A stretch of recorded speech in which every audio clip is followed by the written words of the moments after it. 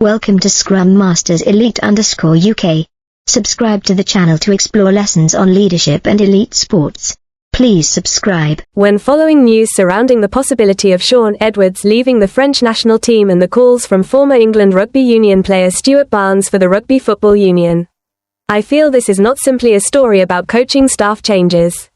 Behind the rumours, debates, and proposals lies a much deeper lesson about how we perceive success and failure, the role of leadership, and the true value of experience in elite sport.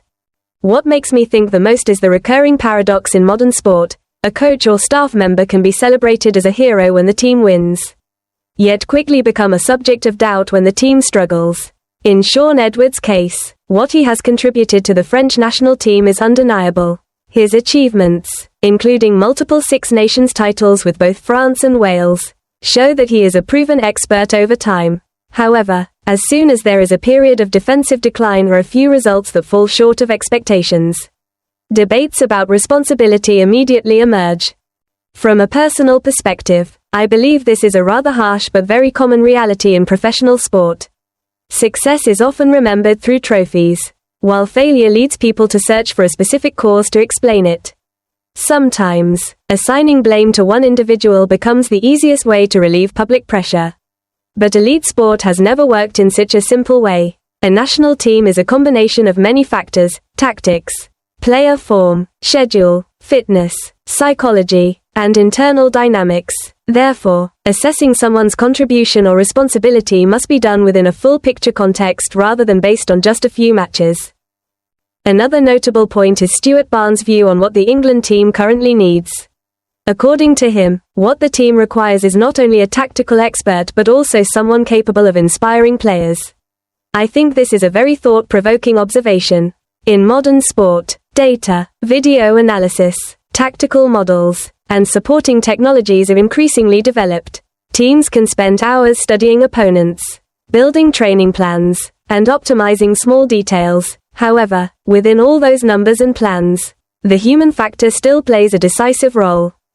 An athlete does not perform only with skill, but also with belief, emotion, and motivation. There are moments when the right word of encouragement can have a greater impact than hours of tactical analysis. Some coaches have a special ability to make players believe in themselves, believe in their teammates, and believe in the shared goal. If Barnes' comments about Edwards are accurate, then the greatest value this coach brings may not lie in defensive structures or training sessions, but in his ability to ignite fighting spirit within each player. I also see that this story reflects a broader issue in modern sport: the balance between youth and experience. Many sporting organizations today prioritize new methods, modern thinking, and younger coaches. This is completely reasonable, as innovation is always necessary. However, experience is also an invaluable asset. Those who have gone through many cycles of success and failure often have a calmer perspective under pressure. They understand that one defeat is not the end, and one victory is not a guarantee for the future.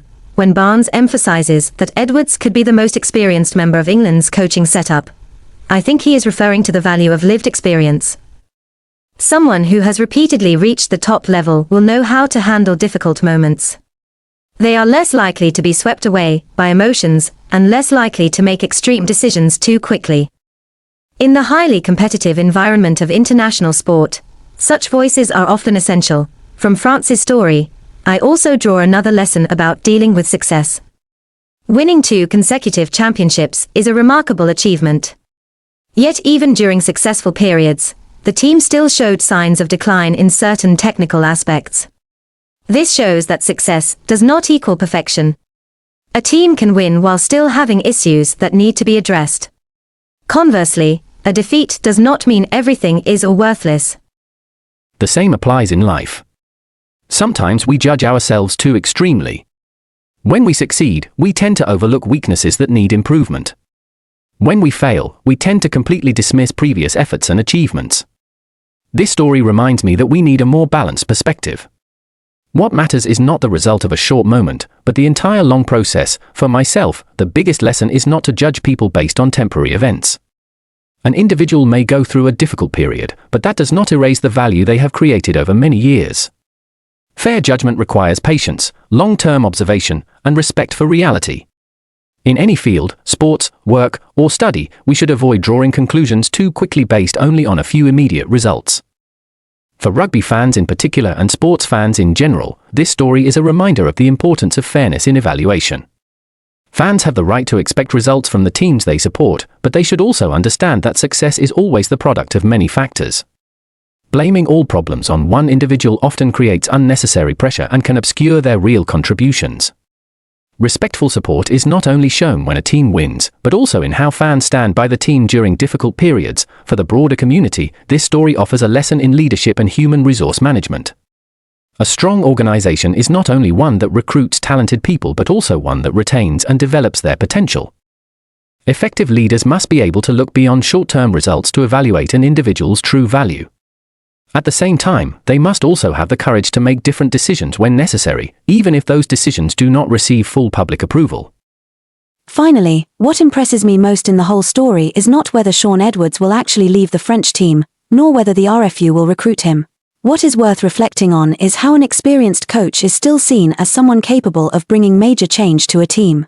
This shows that knowledge, experience, and the ability to inspire remain irreplaceable elements in elite sport. Whatever Edwards' future may be, this debate highlights a familiar but always true principle. Sustainable success is not built only on tactics or individual talent, but on people who can inspire belief, awaken ambition, and help the whole team move forward. This lesson applies not only to rugby but to all areas of life. Scrum Masters Elite_UK says goodbye for now. Sustainable success comes from experience, belief, and leadership spirit. See you again.